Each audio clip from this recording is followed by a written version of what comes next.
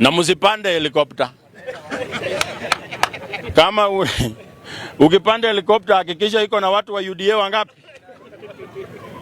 Ndege haina mtu wa UDA usipande. The biggest job ya Oburu, his biggest job imekuwa yeye ni brother ya Raila Odinga. So you cannot compare mtu ambaye amejitafutia umaarufu na mtu ambaye anakula kwa jina ya ndugu yake. Anasema hiyo kiti ya deputy president ndiye analenga sana.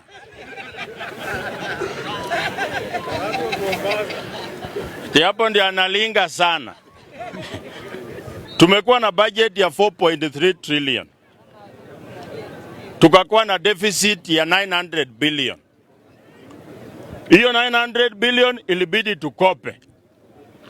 Sasa hii tunaletewa budget ya 4.9. Kama tulishindwa kupata 4.3. Hii 4.9 ndio tutapata.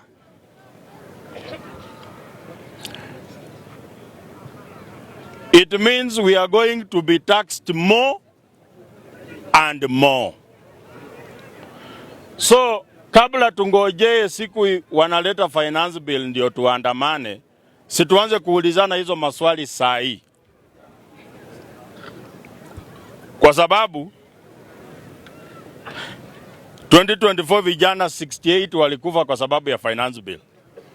And that process is going on right now. So it's good that we pay attention. Na tujiulize maswali mingi. So that by the time wanaenda kusoma budget, we know what we are getting ourselves into. Kwa sababu wakishapitisha appropriations bill, chenye kinabaki inaitwa revenue raising measures. Tokea president akae bwana.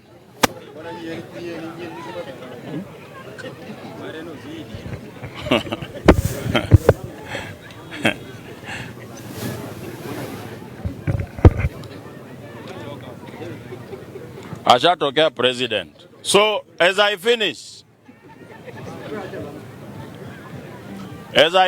guys,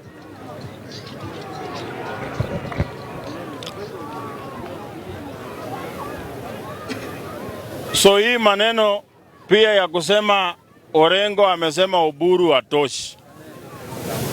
Sisi wote tunajua Orengo where he has come from. Orengo aliongoza maandamano ya kwanza akiwa 24 years kama wameua JM Kariuki. The first student-led strike was led by James Orengo. Orengo alipoteza kiti yake ya ugenya, akatorokea Tanzania, akafatwa na special branch, ndio maana ako na shida ya spinal cord, anageukanga kama chui. Juu alisimama kwa mgongo kutoka Tanzania mpaka hapa. So he's a guy who has gone through a lot. But the biggest job ya Oburu, his biggest job imekuwa yeye ni brother ya Raila Odinga. So you cannot compare mtu ambaye amejitafutia umaarufu na mtu ambaye anakula kwa jina ya ndugu yake. So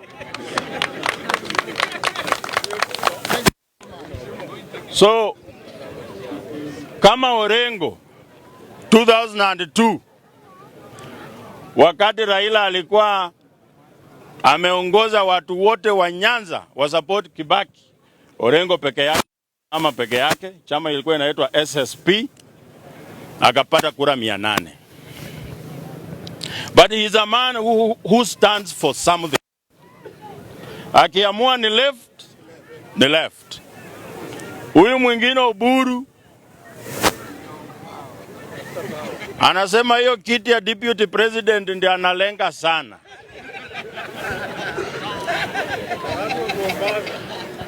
Hapo ndiye analinga sana. For the first time, ladies and gentlemen, tunaingia kwa election wakati kutakuwa na negotiation ya ODM ya Oburu na Ruto.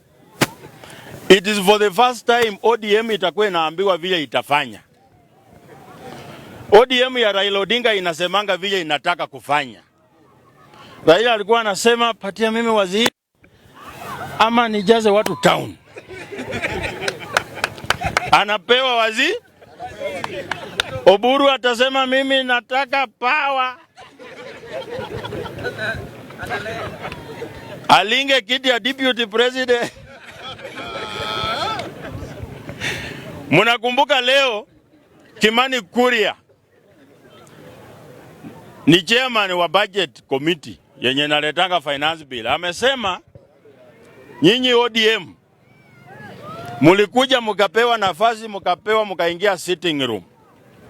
Sasa munataka kuingia bedroom. Kiti ya deputy president ni kiti ya Kindiki. Kwa wale ambao hamuelewi, hiyo ni warning shot mumepewa. Kwamba mumekuja sana. Na hapo mumefika, sasa mwenye boma atawaambia mutoke. Na musipande helikopta. Kama ukipanda helikopta hakikisha iko na watu wa UDA wangapi?